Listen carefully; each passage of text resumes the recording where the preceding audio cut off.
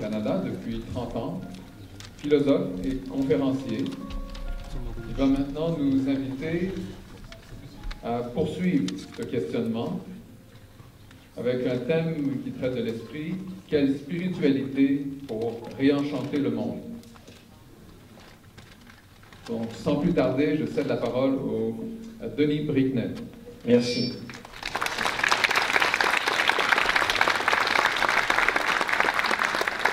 C'est toujours très intéressant de voir qu'il y a un applaudissement alors que je n'ai encore rien dit.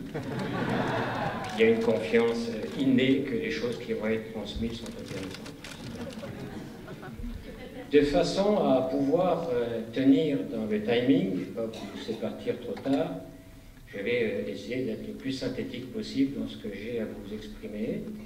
Et ensuite, nous aurons le débat pour laisser aussi un temps au débat. Alors, de but en blanc, il y a dans cette interrogation, quelle spiritualité pour réenchanter le monde, deux affirmations et une question.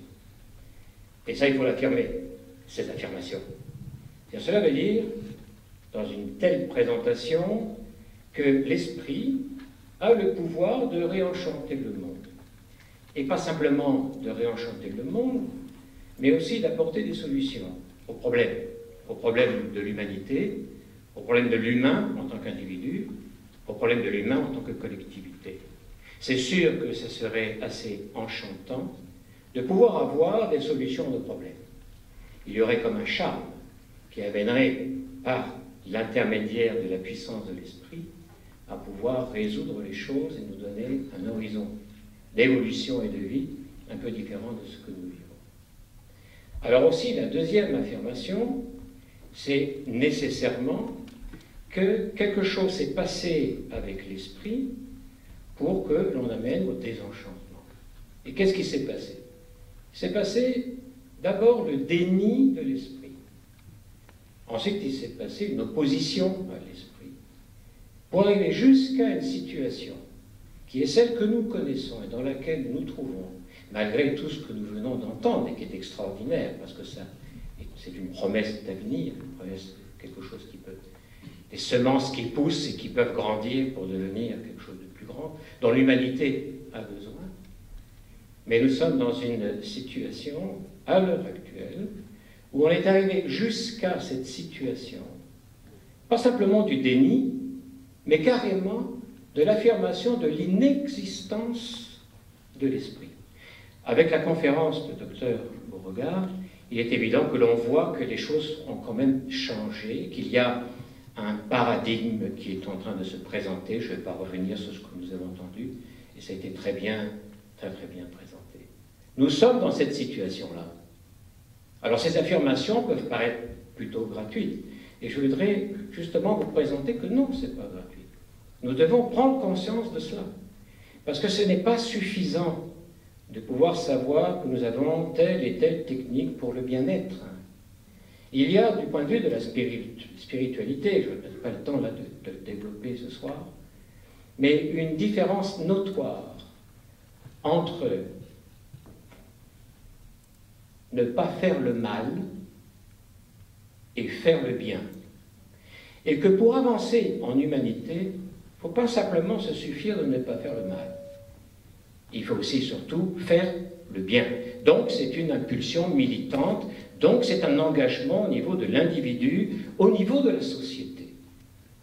Alors je veux quand même illustrer les points que je vous dis, et je vais me référer à un ouvrage dont je ne citerai pas l'auteur, probablement du reste que vous le connaissez, d'une manière délibérée, je ne veux pas citer des auteurs, pour ne pas tomber dans le piège de la personnalisation. Ah, c'est un tel qui pense cela. Non, ce sont des champs de conscience, ce sont des champs de pensée qui forgent des cultures, qui forgent des civilisations. Et ça, c'est bien important aussi de pouvoir le saisir. Le livre, c'est Hasard et nécessité, avec comme sous-titre un essai sur la philosophie naturelle de la biologie moderne. Hasard et nécessité. Et de quoi s'agit-il? Il s'agit de quelque chose d'assez intéressant, puisque c'est la nature de l'humanité, le thème, c'est la nature de l'humanité et la destinée de l'humanité dans l'univers. On est en train de parler d'une anthropogénèse, d'une cosmogénèse. En fait, c'est un thème spirituel. La destinée de l'humanité est un thème spirituel. La nature de l'humanité est un thème spirituel. Et la nature et la destinée dans l'univers est un thème spirituel. C'est quelque chose qui appartient au tréfonds de l'humanité. Cependant, voyons un peu les éléments.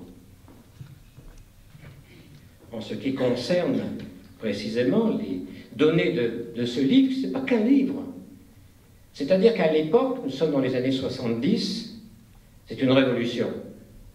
Tout le contenu de ce livre va avoir une importance considérable au niveau de la planète entière, au niveau des sciences. Et aujourd'hui, vu qu'il s'agit d'une base sur la biologie moderne à l'époque, mais l'évolution est telle que tout ce qui était pensé dans les années 70, on est en parallèle avec Peace and Love, avec les mouvements, qui sont des mouvements hippies, donc avec quelque chose aussi qui provient de la masse, qui cherche à ne pas s'être réduit à une vision réductionniste, à une vision matérialiste des choses. Ça existe déjà à cette époque-là. Et dans le même moment sort cela. Aujourd'hui, le substratum scientifique a changé par rapport à la connaissance biologique de cette époque, des années 60, des années 70. Révolution extraordinaire, comme nous venons aussi de l'entendre. Mais par contre, ce qui est resté, c'est la philosophie. Ce qui est resté, c'est la philosophie du livre. Cette philosophie qui est née à partir d'une vision biologique qui aujourd'hui est dépassée, plus que remise en question, mais la philosophie qui est sortie de cela, philosophie naturelle, comme le titre le dit, elle continue d'exister d'une façon globale, d'une façon générale. Il nous faut prendre en considération cela. Parce que finalement, il s'agit de notre vie. Il ne s'agit pas de la vie des grands-parents, ni celle de nos petits-enfants, ou du moins pas directement. Il s'agit avant tout de nous. Parce que nous sommes dans une situation de pouvoir. Alors voici ce qu'il en est dit. L'alliance ancienne est rompue. C'est une image symbolique, c'est l'arche d'alliance. Elle est rompue. Cette alliance avec quoi? Cette alliance avec une nature, avec une vision de la nature qui n'est pas une chose. Avec une vision de la nature qui n'est pas un objet strictement parlant, mais aussi un sujet. La dimension subjective de la réalité en tant que sujet, la dimension de l'être. Et ça continue. L'homme, c'est enfin, l'homme, l'être humain, c'est enfin qu'il est seul dans l'immensité indifférente de l'univers. La vision est quand même assez intéressante. C'est pas fini. D'où il a émergé par hasard.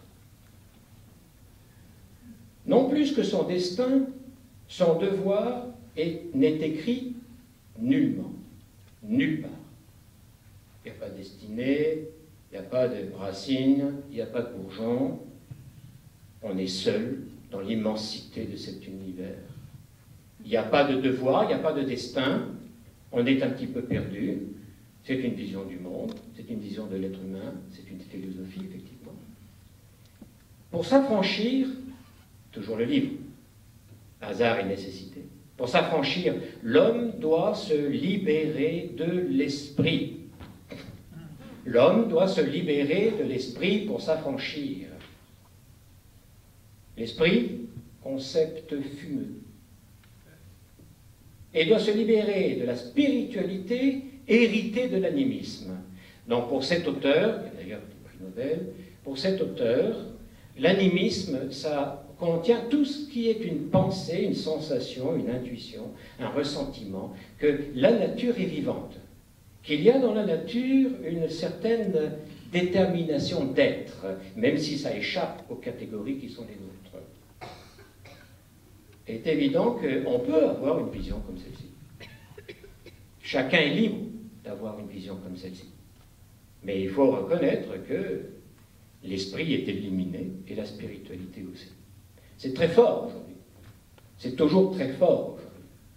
On va prendre un autre exemple. Parce que ce qui est intéressant, c'est que finalement, ça nous touche nous tous dans un des domaines qui est très important, qui est la santé. Nous voulons tous être en santé. il est évident que la santé est un état charmant. C'est un charme qui, dans la vie, nous remplit tous. Parce que dès qu'on est un petit peu malade, on a quelques problèmes pour agir, pour penser, pour se déplacer, pour faire. Alors la santé, il y a une définition de l'Organisation mondiale de la santé, de l'OMS. Je vous la lis. Un état, la santé est un état complet, est un état de complet bien-être. Bien-être, pas bien avoir. Bien-être. Et en plus, ce n'est pas un état partiel. Les jambes, ça va, mais le reste, ça ne va pas bien. C'est un état de complet bien-être. On est en train de parler de l'être. Précision. Mentale et sociale. C'est une définition de la santé qui est tout à fait spirituelle. Elle n'est pas simplement la santé d'un organe, le fonctionnement régulier, biologique, physiologique d'un organe. Et la définition continue, et elle ne consiste pas, cette santé, seulement en une absence de maladie ou d'infirmité. Autrement dit, on est en train de parler d'être, de l'être, l'être entier, l'être intégral. Du point de vue plus collectif, on va voir aussi ce qu'il en est, parce que si l'esprit n'existe pas, alors pourquoi est-ce que, en prenant un exemple qui se trouve à Paris, aux abords de l'UNESCO, il y a un monument qui a été donné par Israël, l'État d'Israël, et un artiste d'Israël. Et ce monument, il est une éloge à la tolérance. Il y a un vieux, très vieux olivier qui était l'arbre, l'olivier qui était planté là, parce qu'il est symbole de paix. Et puis on pourrait faire des liens avec d'autres symbolismes, on n'a pas le temps ici. Et puis il y a un monument avec, gravé sur la pierre, les premières phrases des protocoles de l'UNESCO, qui se disent ainsi. Les guerres, vous connaissez, je suis sûr, les guerres prenant naissance dans l'esprit des hommes, c'est dans l'esprit des hommes que doivent être élevées les défenses de la paix, dans l'esprit. Alors dans un monde qui est un monde qui rejette l'esprit, qui a dénié l'esprit, qui a dit même qu'il n'existe pas, ça pose quand même un problème qui est important. Je crois. Il y a un désenchantement qui est conduit par les sciences de la vie. C'est quand même assez paradoxal. Vous me direz, au niveau des sciences physiques, chimiques, il y a longtemps que le passage a été fait. La physique et la chimie, dès le XIXe siècle, apparaît comme une vision tout à fait matérialiste. C'est très étrange de voir que c'est des sciences de la vie qui procèdent à ce processus de désenchantement. Et c'est très étrange aussi de voir que c'est via la physique et l'évolution de la physique qu'on est en train de retrouver, comme Mario Beauregard l'a signalé, avec cette vision quantique, le paradoxe de l'existence, et que se réouvrent les visions qui sont des visions spirituelles, avec application dans le biologique. Alors, cependant, qui peut être charmé, enchanté d'être malade? C'est évident que dès qu'il y a une maladie, dès qu'il y a la souffrance, je sais, le bouddhisme nous enseigne que la souffrance est un véhicule de conscience, certainement, mais ça ne fait pas de cela, de la souffrance, un charme, ni non plus un enchantement. Alors il faut parler un peu de qu'est-ce que c'est que l'enchantement. Ça c'est la combienième, la première ou la deuxième? Merci, c'est pour le timing. Un enchantement, c'est un état de grâce. Lorsqu'on est enchanté, on est dans un état de grâce. On peut mettre cet enchantement, cet état de grâce, avec ce qui est appelé par ailleurs les états altérés de conscience, ou plutôt en français les états modifiés de conscience. Je dirais pour quelque chose, je vais utiliser une formule qui est une formule qui peut faire dresser les cheveux sur la tête, s'il vous en reste, qui est la suivante. C'est magique. Combien de fois est-ce que dans notre existence, nous avons, dans notre expérience, la possibilité de dire c'est tout simplement magique. Et si on dit c'est magique, c'est parce que on ne peut pas dire c'est rationnel, c'est mathématique. C'est-à-dire que c'est justement parce qu'on ne peut pas dire que c'est mathématique, même si peut-être dans le fond, le soubassement, il y a des données mathématiques, mais ce qu'on est en train de vivre subjectivement, en tant que sujet, c'est magique. Et par ailleurs, dans la même situation, et ça rejoint l'idée de l'évacuation de l'esprit et de la spiritualité, le déni et même la non-existence, comme tout à l'heure nous l'avons vu, cependant, les Nations Unies, l'UNESCO, nous disent ben non. On veut une civilisation, on veut une culture, on veut un humanisme. Ah ben dans ce cas-là, il faut parler de l'humain. Il faut révaloriser l'humain. Et il faut apprendre à le reconnaître.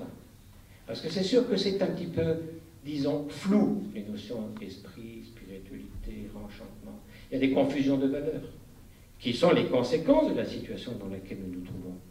Le désenchantement ne date pas d'hier. Il a son histoire. On peut la suivre. Alors quand on dit c'est magique, c'est combien d'exemples?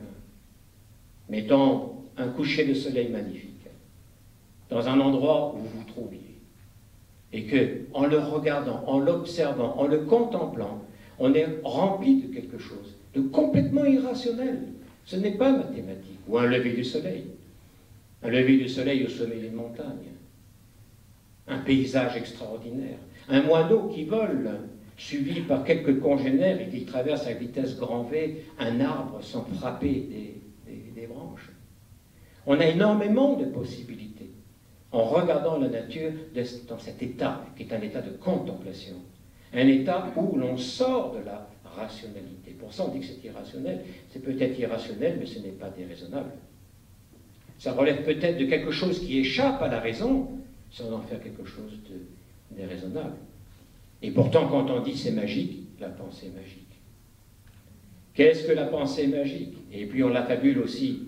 On lui attribue religieux. La pensée magico-religieuse, c'est quelque chose d'horrible. Le problème que nous vivons, et qui est un problème qui est grave, c'est qu'on est rentré dans une culture, ça date déjà depuis des décennies, qui est une culture de la chosification, un nouveau terme. C'est-à-dire, c'est de réduire la vie à une chose, de réduire l'être à une chose. Les êtres végétaux, les êtres animaux, les êtres humains à des choses, de réduire la nature à une chose.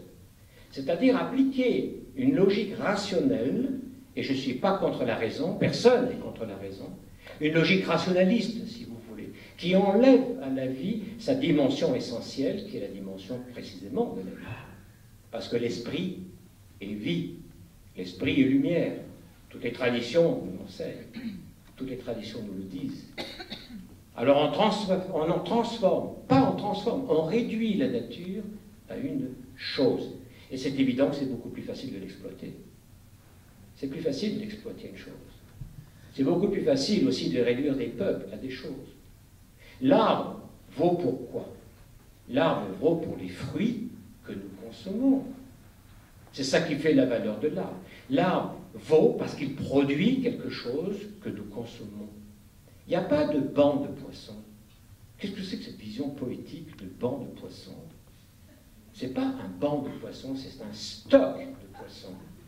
Et c'est un stock dans lequel on puise à profusion, parce que de toute façon, l'animal, qu'est-ce que c'est qu'un animal? Anima, c'est psyché. L'anima, en latin, c'est l'âme. C'est l'animation, c'est le principe d'animation. C'est l'âme des choses. Il n'y a pas d'âme. Pour ça, ce sont des stocks de poissons. Et on va exploiter une chose. Comment avoir une courtoisie envers une chose? Comment avoir une relation envers une chose qui nous parle de dignité, qui nous parle d'amour, qui nous parle de fraternité, qui nous parle de solidarité? Comment? C'est une chose. Quoique, dans l'éthique et la morale spirituelle, il faut avoir une courtoisie aussi envers les choses. Parce que si le respect existe, il doit exister pour tout. Il faut une ouverture. Et ça, c'est aussi important. Alors, réduire la nature à une chose, c'est du matérialisme. Et on va voir tout à l'heure, je ne peux pas non plus rentrer trop dans le détail, il y a eu un problème, un divorce entre l'imagination et la raison. On a dit la raison d'un côté, l'imagination de l'autre. Vous savez qui est l'imagination? C'est la folle. C'est la folle du logis. Ah bon, si l'imagination est la folle du logis, bon, quel est le sage ou la sage dans le logis?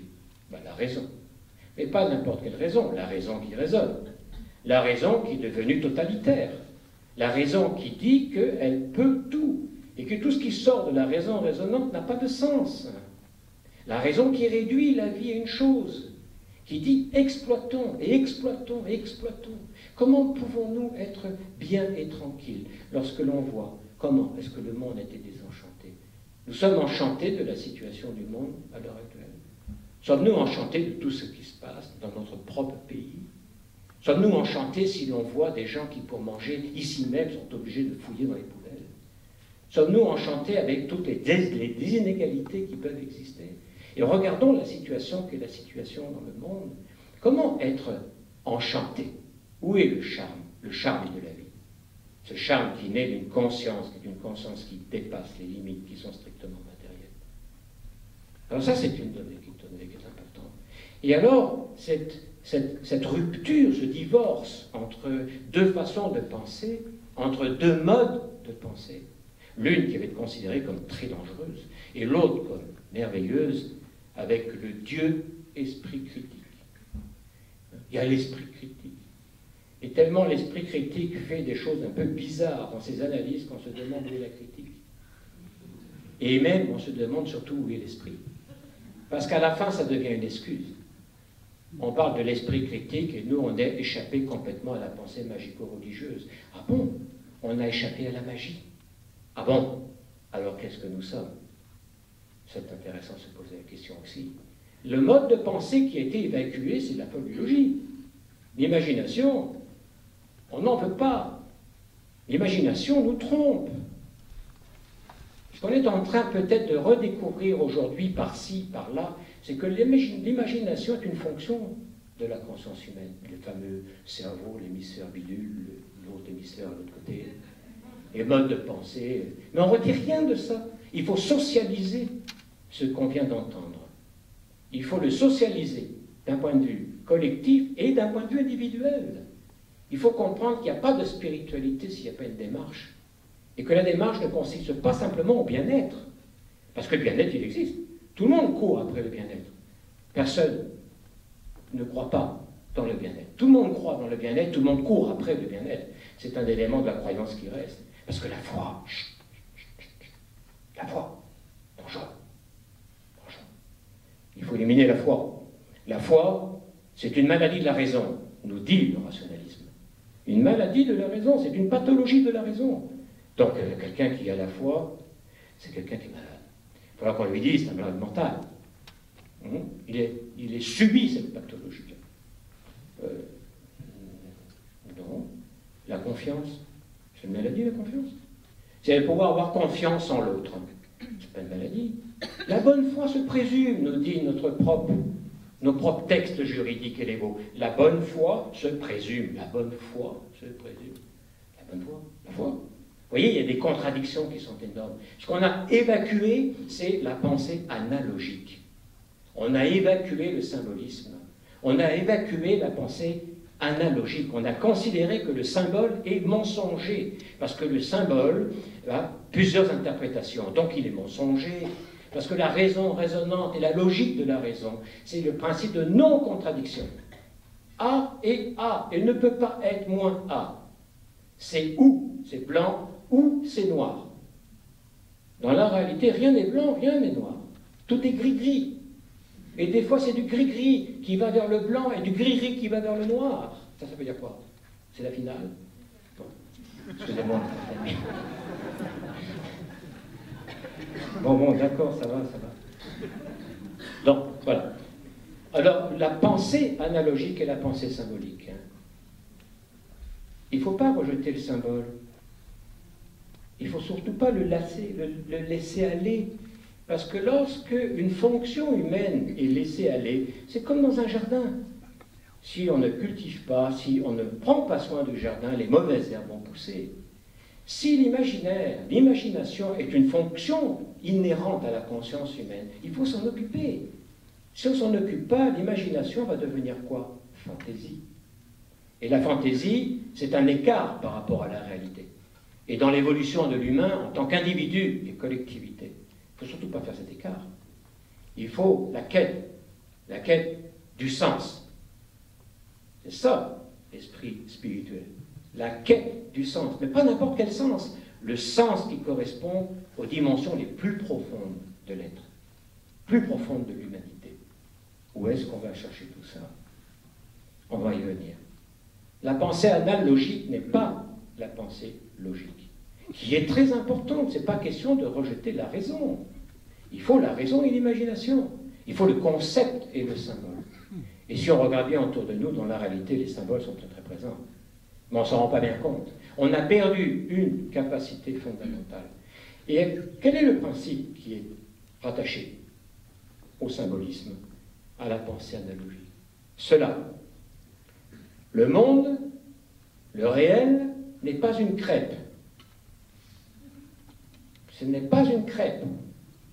Le monde, le réel, est volumique. Il y a plusieurs dimensions, il y a des plans. Nous vivons dans un plan qui est le plan humain. Et à côté de ça, nous avons les animaux qui vivent dans un plan animal. Et puis il y a le plan qui est le plan végétal.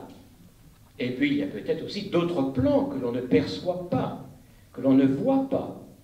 Mais la réalité, le monde, comme l'être humain, est multidimensionnel, multiplan, multidimensionnel. La pensée analogique, c'est une pensée qui permet de relier les plans entre eux. Et c'est ça qui crée l'enchantement. C'est d'un coup d'avoir une symbiose, une harmonie, une participation avec les diverses dimensions du réel et de l'être humain.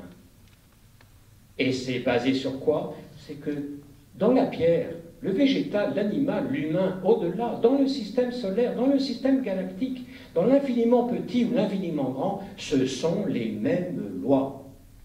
Ce sont les mêmes lois. Mais ce ne sont pas les mêmes choses qui se passent. Il se passe des choses différentes de plan en plan, mais ce sont les mêmes lois. D'où l'analogique. Alors ça ressemble à, mais ce n'est pas ça. Ce n'est pas un principe d'identité. C'est un principe de ressemblance. Et la ressemblance peut permettre de créer l'union. L'union entre les différences. Ce dont on a tant besoin pour une humanité plus humaine. Combien? Je ne vois pas. Combien? 6?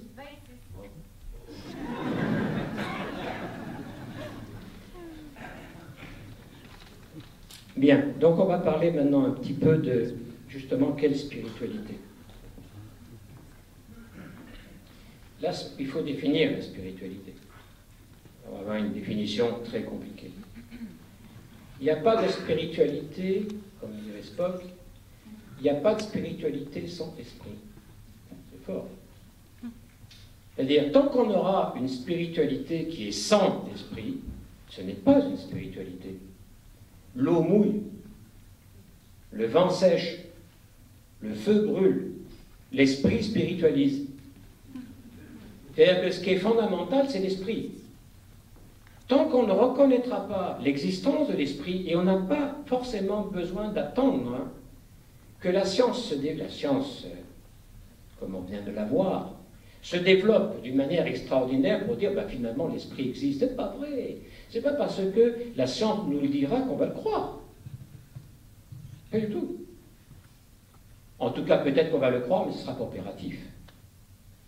L'esprit, c'est pas quelque chose que l'on a. C'est quelque chose que l'on devient.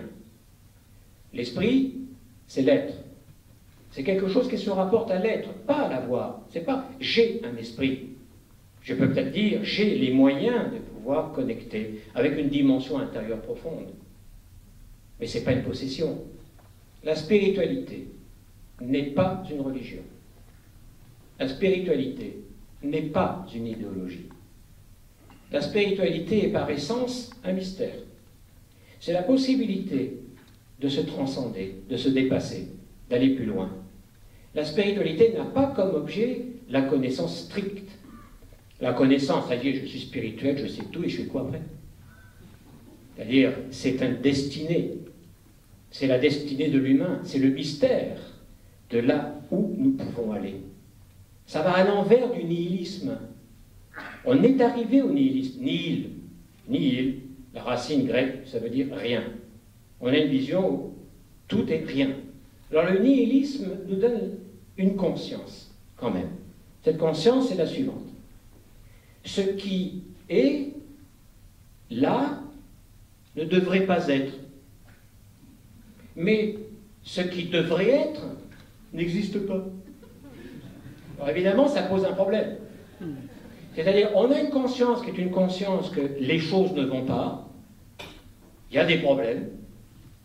On a même la conscience, avec ces problèmes-là, de la solution. C'est-à-dire, par exemple, c'est quoi la solution d'un esprit guerrier, destructeur? Ben, la solution, c'est un esprit pacifique, constructeur.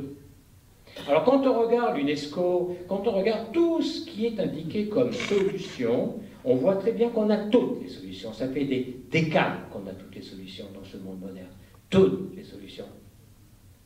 Sauf qu'on n'y croit pas. Ça devrait être ça, mais ça n'existe pas. Pourquoi ça n'existe pas? Ben, l'esprit n'existe pas. Alors comme, si la guerre naît dans l'esprit des hommes, c'est là où il faut élever les défenses de la paix, oui, mais ça n'existe pas, l'esprit. Alors on aura beau le répéter.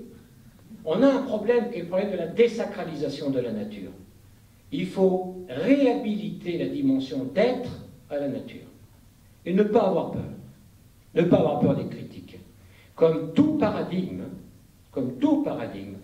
il y a beaucoup de réactions contraires. Parce que précisément, c'est un nouveau paradigme. Quand le nouveau paradigme n'est plus un paradigme, mais culture est une civilisation, on ne parle plus de paradigme, on parle de culture et de civilisation. Donc il faut s'assumer, il faut assumer sa foi profonde, sa conviction profonde. Si vous croyez que l'âme existe, assumez-le. Si vous croyez que l'esprit existe, assumez-le. Si vous croyez que la conscience est spirituelle, assumez-le. Peu importe qui dit que non, chacun est libre de penser ce qu'il veut penser. Mais ce que nous pensons détermine notre existence, en tant qu'individu et en tant que collectivité. Et ça, c'est important. Alors on est dans une situation où il s'agit de réhabiliter la dimension d'être de la nature. On est dans un autre symptôme, qui est la dévalorisation des valeurs. C'est intéressant. Il y a des valeurs, mais on les dévalorise.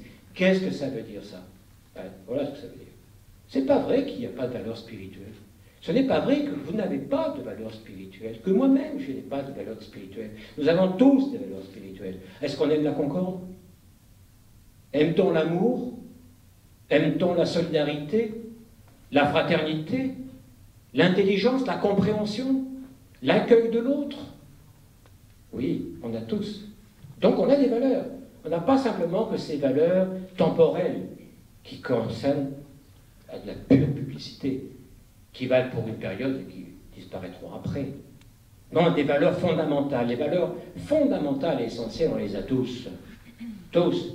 Si on fait un sondage et qu'on demande « Vous êtes raciste ?» vous verrez qu'il n'y en a pas beaucoup. Il y en a quelques-uns qui vont dire « Oui, je suis raciste. » Mais beaucoup non. Les gens, tout le monde ne joue pas de la même trompette. Hein, faut voir. Mais les valeurs fondamentales et essentielles sont celles qui nous habitent, intérieurement, profondément, spirituellement. C'est ça ce que nous sommes, c'est ça l'être humain. Problème, ce sont des valeurs qui ont perdu leur autorité directrice. Ce sont des valeurs qui sont des valeurs que l'on ne peut plus vivre, ou qu'on ne veut pas vivre. On les a, mais on ne l'est pas, on ne les sont pas, du verbe être. Alors c'est facile, on peut avoir des pétitions de valeurs, mais si j'ai toutes ces pétitions de valeurs et que je continue ma vie, qui est une vie dans un monde où l'esprit est rejeté, est exclu, alors les valeurs sont dévalorisées. Il faut réhabiliter les valeurs. Mais les réhabiliter dans leur dimension, qu'est la dimension directrice. Il faut être guidé par elles. Il faut les incorporer. Et il faut s'incorporer à ces valeurs. Là, on est en train de parler de philosophie spirituelle active. Autre élément, la fuite en avant. Très à la mode, c'est bon pour le commerce. La fuite en avant. On veut la nouveauté, toujours la nouveauté, la nouveauté, la nouveauté. Pas le nouveau, hein. Parce que par exemple, il y a le Beaujolais nouveau. Et le Beaujolais nouveau, l'année dernière, il était déjà là. Et il y a 2 ans, il y avait encore du Beaujolais nouveau. Ce n'est pas une nouveauté, c'est-à-dire un autre Beaujolais qui ressemble à tout sauf à du Beaujolais. On est toujours à la quête de la nouveauté et de l'inédit. Ah oui, mais on a un problème. Grave, parce que les valeurs essentielles ont déjà été éditées. Elles ont été éditées depuis l'histoire de l'humanité. Quand on voit les philosophies qui sont les philosophies d'Orient et d'Occident, les valeurs fondamentales qui sont celles de l'humanité, de l'humanisme, ont déjà été éditées. Donc si je veux de l'inédit, je fais quoi avec ces valeurs? Je les jette. Sauf que ces valeurs sont fondamentales pour l'épanouissement de l'être humain en tant qu'individu et l'épanouissement de l'être humain en tant que collectivité. Alors, ce que je dirais, c'est qu'il faut une spiritualité avec esprit. Il faut révaloriser l'esprit. Et ce qu'on vient d'entendre avec le docteur Mario Beauregard est encourageant. Mais ce n'est pas la panacée. Ce n'est pas ce qui va nous rendre spirituels. Mais par contre, ce qui est très intéressant, et je vais finaliser avec le temps sur ça, ce qui est très intéressant, c'est que nous avons entendu parler d'un paradigme post-matérialiste, n'est-ce pas? C'était très clair. Alors moi, je vais vous parler d'un paradigme pré-matérialiste. Parce que c'est évident que la spiritualité a existé. Elle a existé en Orient, en Occident. Elle a donné de l'art, elle a donné des cultures, des civilisations, des textes fondamentaux. Donc il y a du pré-paradigme matérialiste. C'est-à-dire le matérialisme est très récent. Et en plus de ça, il faut bien considérer qu'il ne faut pas généraliser. Toute la planète n'est pas dans une pensée de matérialiste comme on vient de l'entendre, un rationalisme matérialiste économique, où tout est fonction de l'argent, tout est fonction de la richesse. Et où est l'homme? L'être humain, où est-il? Il faut réhabiliter l'être humain. Le reste, il faut réhabiliter l'être humain. Donc on a un problème. Qu'est-ce qu'on fait avec la spiritualité? On va la trouver où? Où est-ce qu'on va la trouver dans un monde dans lequel nous sommes nés? On a été éduqués dans ce monde-là, dans une civilisation comme celle-ci. Où est-ce qu'on va trouver les voies spirituelles? Il ne suffit pas de faire du yoga. C'est bien, mais ce n'est pas suffisant. Ce qu'on a besoin, c'est d'une transmutation de la conscience. Il faut changer notre conscience, il faut l'élever.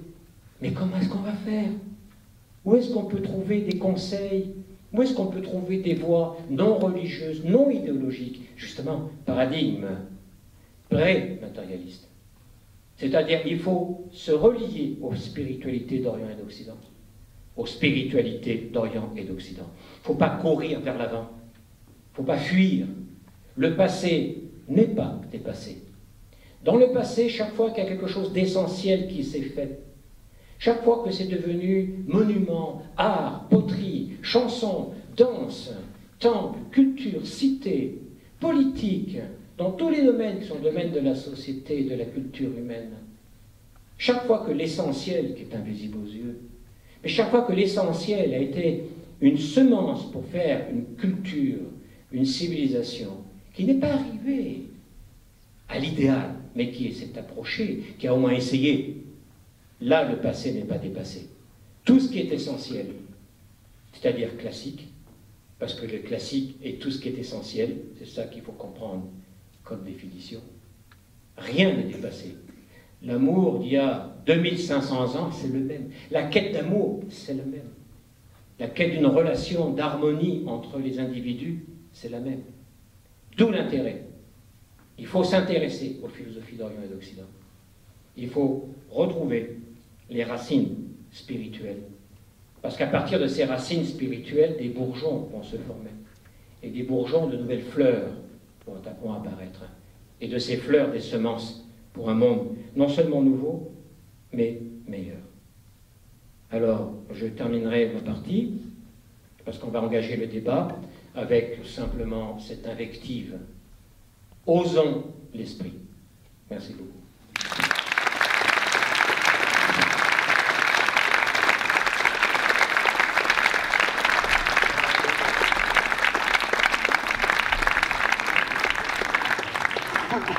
Merci beaucoup, M. Bretonnet.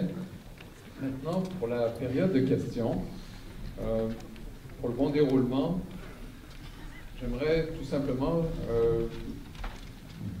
vous introduire à la méthode qu'on va procéder. Déjà, on va déplacer cette table un peu plus au centre, ici, et en arrière. Aussi, il y aura 2 micros qui seront acheminés vers vous par nos hôtesses. Donc, si vous voulez poser une question, vous vous levez, afin qu'on puisse identifier que vous allez avoir une question prête. Et j'aimerais que nous aimerions tous, que vous limitiez la formulation de votre question à 20 à 30 secondes. Donc, ce n'est pas un développement nécessairement d'une expérience personnelle, mais plutôt une question qui va s'adresser aux conférenciers, afin que tout le monde en bénéficie. Et aussi, vous identifier, on vous invite à vous identifier votre nom, votre profession, si vous voulez. Voilà.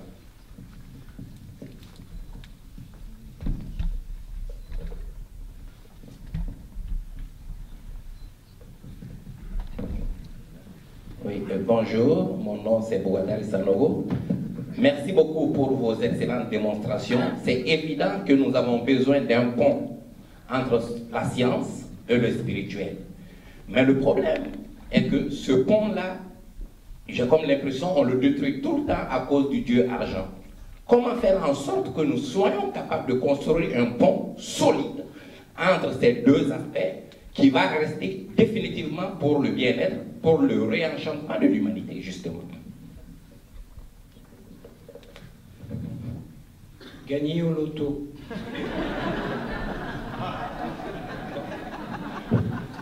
Bon, on a vu tout à l'heure qu'il y a cette idée déplorable, l'alliance est brisée. Ce qu'il faut faire, c'est réapprendre à créer des ponts, justement, et pas s'imaginer que ça peut venir d'un coup.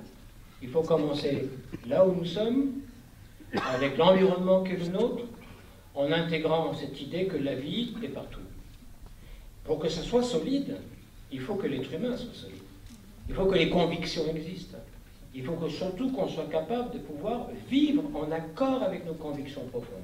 Je suis persuadé qu'à l'heure actuelle, nous ne vivons pas en accord avec nos convictions profondes. Parce que sinon, étant donné qu'on a dit que tout le monde a des valeurs et que ce sont des valeurs fondamentales, nous devrions déjà être dans une autre situation. Il y a un point que je n'ai pas voulu souligner dans le temps, je vais le faire très rapidement là. Ce qu'il faut que nous fassions, c'est que l'on limite au maximum les intermédiaires. Le monde économique contemporain fonctionne sur les intermédiaires. Moi, je ne fais rien. Je m'enrichis en ne faisant rien. Je prends ce que l'autre fait, et puis je mets une plus-value qui correspond à rien, je ne rajoute rien du tout, sinon que je donne un prix un peu plus haut. Alors je prends ça, je donne ça, et j'ai ça comme bénéfice, et je ne fais rien. Alors évidemment, quand on ne fait rien, le problème qui n'existe, qui a disparu, c'est le créatif. Dans le spirituel, il y a l'individuel, le collectif et le créatif. C'est par le créatif qu'on va pouvoir progresser. Donc il faut que nous assumions, il faut promouvoir l'authenticité. Si véritablement nous pensons les valeurs que nous pensons, et que nous pensons qu'elles sont essentielles, ben mettons-nous en action. Ne disons pas, mais je ne sais pas où aller. Ben oui, bien sûr, moi non plus je ne sais pas où aller. Pour ça, je me suis fait chercher. Et se rendre compte que non, nous avons une très haute spiritualité dans l'histoire de l'humanité. Ce qu'il y a, c'est qu'il faut qu'on se forme. Nous ne sommes pas arrivés. Nous devons changer, on doit se transformer. Nous sommes effectivement limités, mais ça ne veut pas dire que c'est inexorable. On peut changer. Il faut s'y mettre, individuellement et collectivement. Alors si on fait ça petit à petit, et si on le vit surtout, bon, mais ça va devenir une alliance qui est une alliance vitale. non idéologique, non religieuse. Contact direct. Contact direct. Il faut se mettre en contact direct avec le patrimoine spirituel de l'humain, en sachant que ça sera présenté non pas comme une idéologie ou une religion. Il faut se mettre en contact direct avec soi-même. L'idéal, c'est de pouvoir éviter le plus possible les intermédiaires qui nous dictent ce qu'il faut faire. Et remarquez que dans la société contemporaine, il y a des choses qui apparaissent. Il y a des initiatives qui apparaissent, qui proviennent du peuple. Elles ne proviennent pas du tout d'une décision étatale ou gouvernementale ou des universités. Ce sont des individus qui ressentent quelque chose, qui s'allient et qui font de l'agriculture d'une certaine façon, qui se relient à la nature d'une façon autre, plus vivante. Ce qu'il faut, c'est une philosophie spirituelle. Ce qu'il faut, c'est une initiation de la conscience humaine. Et pour ça, il faut mobiliser le patrimoine et le patrimoine spirituel de l'humanité. Il est accessible.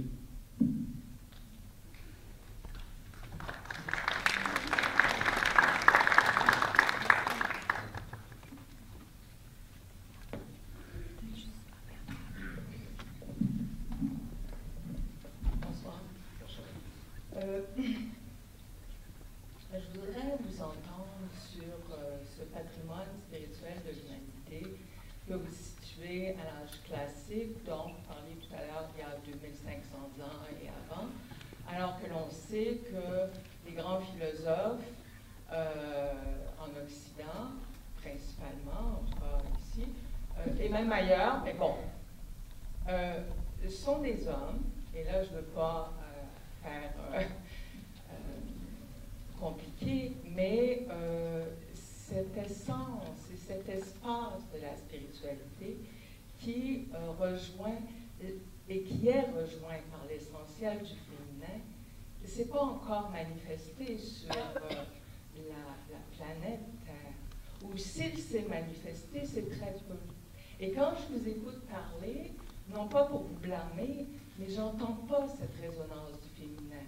Vous parlez beaucoup de cette sagesse au masculin. Vous parlez beaucoup de cette philosophie au masculin. Où est pour vous cette essence du passé, si elle existe au féminin, et comment elle peut se manifester dans le futur? Je vous dirais déjà que peut-être j'aurais dû appuyer plus, préciser plus ce que je disais en parlant de classique. Je ne parle pas du tout de l'âge classique. Je parle d'une définition du classique, que le classique se rapporte à tout ce qui est essentiel. Et l'essentiel est universel. Il n'appartient à aucune époque, il n'appartient à aucun temps. À ce moment-là, l'essentiel est aussi valable hier, aujourd'hui, qu'il le sera demain. Ensuite, en ce qui concerne le problème des genres, on ne va pas avoir touché quelque chose dans ce sens-là. Pour moi, il est évident, et pas que pour moi, mais aussi pour ce fameux patrimoine dont on parle, que la féminité et la masculinité sont des éléments qui sont inhérents à la dynamique même de l'évolution de la conscience humaine, au progrès de l'individu comme au progrès de la collectivité. Je crois fondamentalement, effectivement, que l'essence fondamentale de l'être est asexuée, ou peut-être, je le dirais d'une autre façon, est androgyne. Il n'y a pas de conflit. C'est nous qui vivons des conflits aujourd'hui. Non, il y a l'intériorité et l'extériorité.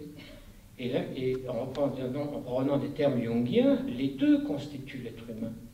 Nous sommes hommes et femmes, ou femmes et hommes. L'essence n'est pas ni féminine ni masculine. L'essence, elle est transcendantale. C'est pour ça justement qu'à partir d'elle, il y a une possibilité d'harmonie. Il y a une notion qui est une notion de transcendance. Je ne l'ai pas précisé, effectivement, dans ce que j'ai dit, mais dans le patrimoine spirituel de l'humain, nous avons cette idée de la transcendance, qui est celle de l'humanité. L'humanité, elle est combien? Elle est 2, elle est 3, elle est 4, elle est 5. L'humanité, elle est une, et avec toutes les différences qui existent. Donc ça veut bien dire que la seule possibilité d'avoir une humanité une, c'est de voir en quoi, dans les différences, il y a un point commun qui est une essence transcendantale. C'est elle qui justifie l'humanité. Sinon, on va dire, ben voilà, le principe de l'unité de l'humanité, ben c'est, mettons, telle race. Ben non. Vous comprenez? C'est-à-dire l'essence est universelle. elle est transcendantale. L'essence spirituelle, c'est une essence. C'est ce que l'on retrouve partout dans les traditions qui sont celles qui nous intéressent, les traditions spirituelles de l'humain.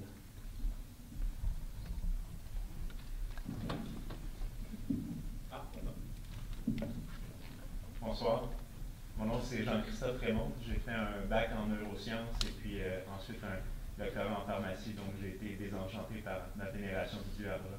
Je suis encore intéressé par les questions de spiritualité et de conscience. Ma question s'adresse plus à Dr. Beauregard.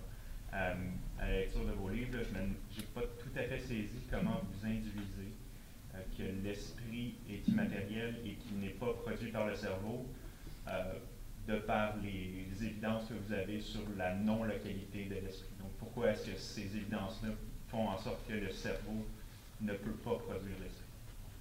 Non, c'est les évidences les plus importantes par rapport à cette question-là, ça concerne les expériences de mort imminente induites par arrêt cardiaque. Mais les phénomènes ici, dont vous parlez, vont dans le sens de non-localité de l'esprit. Mais ça ne résout pas la question des rapports entre esprit et cerveau, puis évidemment, comme je l'ai dit, les expériences de mort imminente qui sont induites, qui sont produites durant les arrêts cardiaques, celles-là remettent en question le modèle traditionnel de production d'esprit-conscience par le cerveau. Je pense qu'il faut peut-être préciser que quand le docteur Mayo Beauregard, et probablement vous avez utilisé le mot évidence, en français c'est preuve. Oui. Ce sont des preuves, ce sont des données qui relèvent de la preuve et pas de l'évidence comme ça c'est évident. Parce que, ou alors si c'est évident, c'est basé aussi sur toute la démarche qui est une démarche hautement scientifique.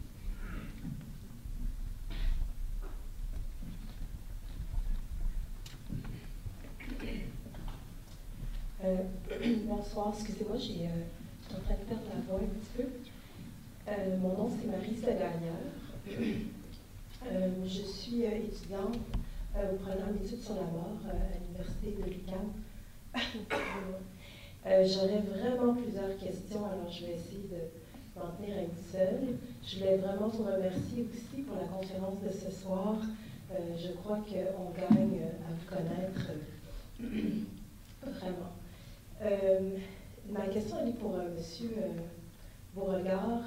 Vous me corrigerez, là, peut-être que je n'ai pas la bonne information, mais j'avais entendu dire que vous aviez débuté une étude ici à Montréal avec le groupe qui pratique l'hypnose spirituelle. C'était pas une étude en bonne et due forme, c'est plutôt des tests qu'on a fait. D'accord. Bon, en fait, ma question elle est un petit peu plus par rapport à l'hypnose, justement. C'est quand même très intéressant. Avec l'hypnose, par exemple, on peut vraiment, il y a vraiment des applications thérapeutiques pour aider des gens qui sont dans des grandes souffrances. Est-ce que vous auriez peut-être quelque chose à dire par rapport à ça? Je pense entre autres à l'hypnose de régression ou ce genre d'approche-là. En neurosciences, on ne connaît pas grand-chose par rapport à l'hypnose de régression. Il y a eu quelques études qui ont été faites plus en rapport avec la perception de la douleur, par exemple. Certaines de ces études-là ont été faites à l'Université de Montréal par Pierre Rainville. C'est des études là, qui ont fait le tour de la planète. Puis ce qu'on sait, c'est qu'il y a d'autres études qui ont été faites aux États-Unis aussi. Si, par exemple, on donne des suggestions à un individu, comme quoi une stimulation induit une douleur moins grande, et ça a été reproduit aussi, c'est pas juste les études de Rainville, mais ça a été reproduit par la suite. Donc, si même si en fait la stimulation demeure constante, ou même si elle augmente, ça peut être par exemple la température de l'eau, ou même parfois on va appliquer des électrodes, qu'on appelle les thermoles, au niveau de la peau. C'est un peu comme dans le phénomène du placebo.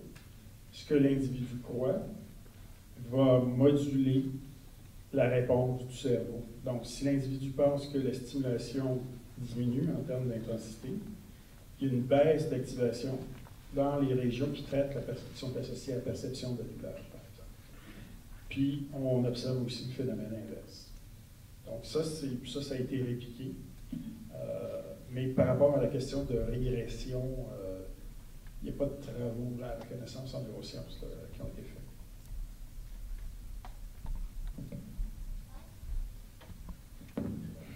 Oui, merci pour la présentation.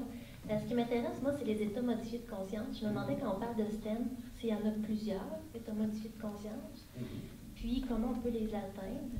Puis, parce que, bon, je regardais justement un documentaire où est-ce que il parlait d'Einstein, puis il disait qu'Einstein disait dans sa biographie qu'il se mettait dans son bureau, il fumait jusqu'à temps qu'il atteigne un état autre de conscience. Puis E égale MC à la 2, il l'aurait reçu justement dans cet état. Puis, il était avec des docteurs, dont Henry Mintzberg, la tête chercheuse de McGill, puis il disait, il dit dans une vidéo sur YouTube, il est sur son canot, puis lui, il a été inspiré, puis des inspirations, ça vient de Dieu. Là. Ce que j'ai reçu, c'est pas venu de moi.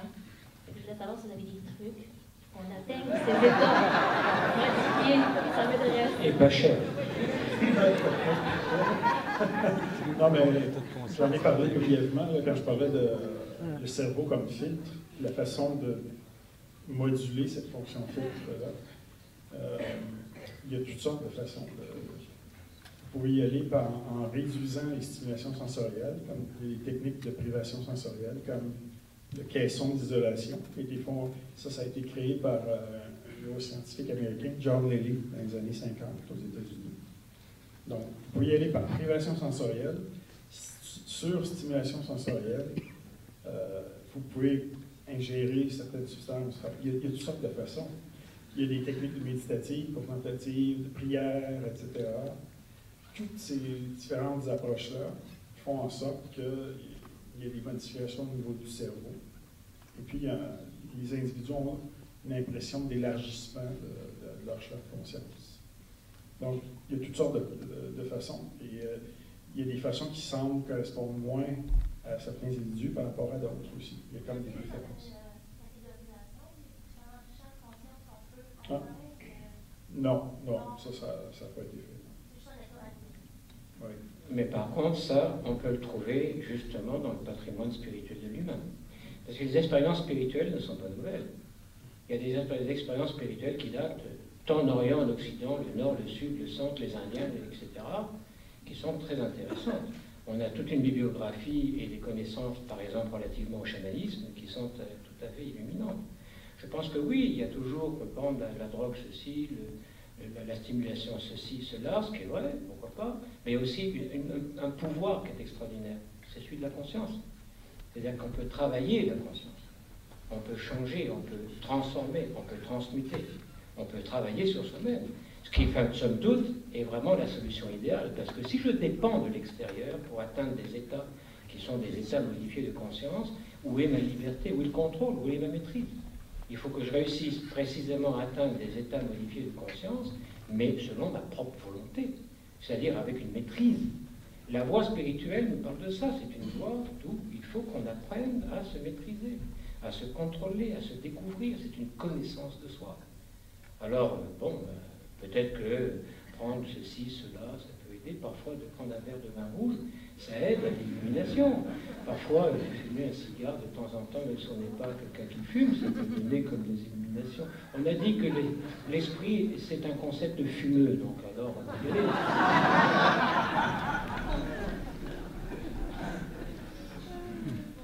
Moi, je crois dans le pouvoir de la conscience. Bonsoir. Simon Filiano. Question pour M. Beauregard.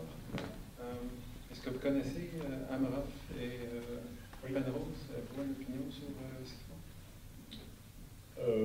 Oui, c'est une autre forme de matérialisme et de réductionnisme, mais beaucoup plus subtil. Donc, au lieu de dire, par exemple, que c'est des assemblées de neurones qui vont générer la conscience, ou même le cerveau dans son ensemble d'interaction, pour Amaroff, c'est sûr que c'est Amaroff à l'origine qui proposait ça, parce qu'il est anesthésiste.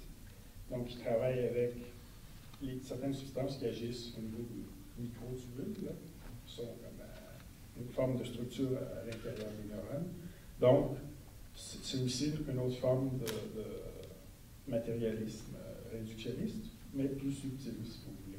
Donc, un peu plus sophistiqué. Mais ça n'explique pas la non-localité? La non-localité? De quelle façon? De l'esprit. De quelle façon? À cause d'effets quantiques dans les tubules, qui ont un effet non local. C'est pas un début d'explication? Ben, c'est des spéculations, là, c'est sûr. Oui, c'est ça, c'est une théorie. Oui, mais il n'y a pas beaucoup de... Je peux vous dire qu'il n'y a pas beaucoup de gens qui sont en accord avec cette théorie. Ça n'a pas convaincu beaucoup de monde. C'est une théorie ou une hypothèse? Moi, c'est présenté comme une théorie, mais en fait, c'est lié à certaines hypothèses. C'est une hypothèse, si elle est vérifiable, si on prend avec la philosophie popérienne, bon ben, allez-y. Que ça se fasse. Il n'y a pas de fermeture. Mais ça ne change pas non plus la perspective générale. C'est-à-dire, bon, d'un côté, il y a ce que la science peut nous amener, et c'est très bien, c'est très utile, c'est même fabuleux. Et d'un autre côté, il y a soi, l'être. Je pense que si c'est une hypothèse, ben, allons-y. Mettons en place les situations pour pouvoir la vérifier et la contrefaire. Si on peut le faire, donc c'est pas tautologique, et par conséquent, ça donnera un pas de plus dans la connaissance de l'humain, de ce que nous sommes et de la vie.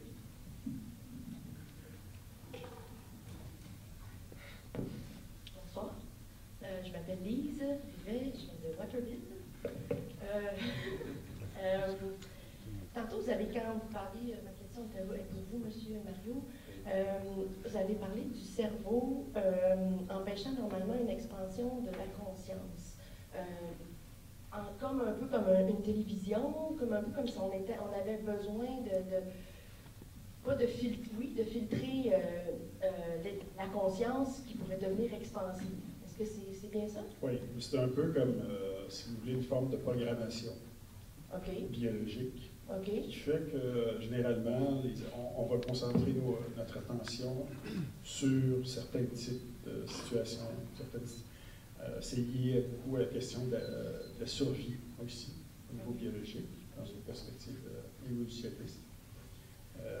Et c'est lié aussi à une certaine forme d'activité électrique et chimique dans le cerveau, à certains corrélats, qu'il faut changer. Donc, c'est pour ça que j'utilisais l'analogie des fréquences, là, les différents canaux. J'avais besoin de préciser ça parce que qu'est-ce qui me concerne en ce moment, c'est la maladie mentale. J'essayais de voir quand on n'a pas le contrôle ou la capacité d'absorber des informations, que ce soit au niveau spirituel, que ce soit au niveau cognitif, de quelle façon votre nouvelle approche, en tout cas en sortant du côté matérialiste, de l'idée matérialiste du cerveau, du spirituel, si vous voulez, comme si, quand on le voit de façon très matérialiste, le cerveau, on va le traiter avec des médicaments, parce qu'on se dit les fonctions, la vie, par contre, quand on tombe dans la maladie mentale, on tombe aussi à des différents niveaux de perception, qui sont même des fois des trop grands éveils de conscience qui amènent à une distorsion de ce que nous, on va appeler la réalité. Ça c'est pas la vision habituelle, par contre, de la psychiatrie moderne. Qu'est-ce que vous voulez dire? C'est pas la vision habituelle? Ben, pour eux, lorsque vous parlez d'autres perceptions, plus larges, plus grandes, pour la plupart des psychiatres d'orientation biologique, c'est des hallucinations ou des illusions. Mais y a-t-il moyen de faire la différence entre les deux au niveau de la maladie mentale? Est-ce que, avec votre vision à vous, est-ce qu'on va commencer à pouvoir discerner la différence entre les deux? Il faudrait voir au niveau de... Là, il faut étudier comme la phénoménologie de l'expérience, la subjectivité, le contenu des expériences, des perceptions, pour voir, parce que il y a des critères en psychologie, en psychiatrie. Donc, il y a certains types les hallucinations n'apportent pas de bien-être, par exemple, n'apportent pas de connaissances nouvelles qui peuvent être valides, qui sont vérifiables, etc., etc. Donc, quelle est la nature de votre expérience, finalement? En quelle mesure, qui vous dit que c'est véritablement pathologique? Ce sont les médecins, malheureusement. Exact, mais est-ce que vous acceptez ça? Est-ce que c'est quelque chose que vous croyez? Mais la personne qui est dans un état de psychose, par exemple, c'est difficile pour elle d'aller faire la différence parce que... Dans un état de psychose, oui, tout à fait. de un, c'est tellement intense, Oui. et tu as l'extérieur qui vient confirmer que tu n'es peut-être pas dans... qui vient mettre en doute, en fait. Fait que, mettons que toi, tu es sur une lignée d'éveil ou de pas de filtre, que ta conscience est en expansion. Oui. Ben, c'est ça, en fait. C'était un peu j'essayais de voir comment on va pouvoir réorienter l'idée au niveau de la maladie mentale. Puis Ben, il y a des gens qui ont fait des travaux dans ce sens-là. C'est surtout des gens qui sont dans le domaine de ce qu'on appelle la psychologie transpersonnelle. Des gens comme Stanislas Grof, le psychiatre, par exemple, qui ont proposé le concept d'urgence au niveau spirituel, puis d'expérience spirituelle ou d'expansion de conscience, mais qui peuvent se manifester ou donner l'impression d'être de la psychopathologie. Il faut essayer de démêler tout ça, puis, mais ça n'a pas fait beaucoup, ça n'a pas encore eu beaucoup d'influence au niveau de la psychologie et de la psychiatrie traditionnelle.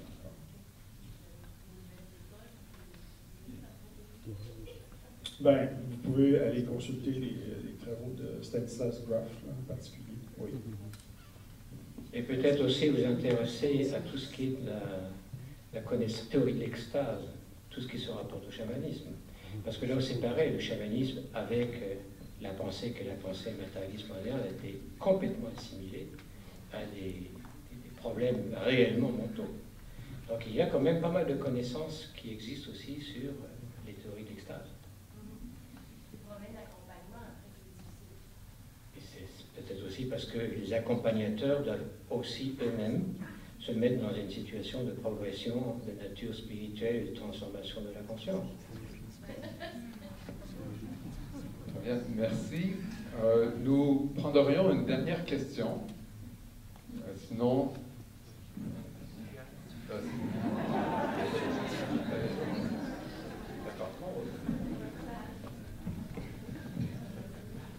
Bonsoir, mon nom est Carole. Écoutez, ça m'a suscité une question. Que pensez-vous de la légalisation du pot au Canada?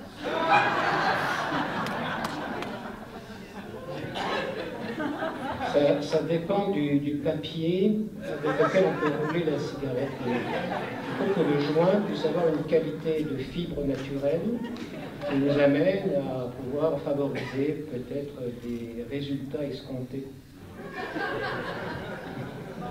Moi, je ne me connais pas sur le plan personnel par rapport à cette substance-là, mais ce que je sais par contre, c'est qu'il y a de plus en plus d'études qui montrent que les gens qui utilisent ça de façon très fréquente, ce que ça fait, c'est que ça ralentit l'activité électrique du cerveau dans certaines régions. Ça fait que ça affecte le jugement, les fonctions cognitives. Ça ralentit au niveau attentionnel, concentration, difficulté de mémoire. Et, mais là, on parle d'un usage prolongé. Ça augmente l'incidence aussi de problèmes comme la dépression, éventuellement. Ça donne la faim. Ça, je ne sais pas. Moi, j'ai essayé d'autres choses.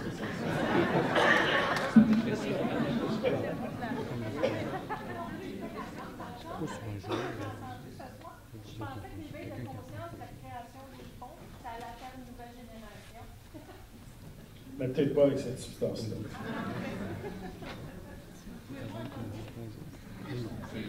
Oui, en fait, moi, je pourrais en nommer une.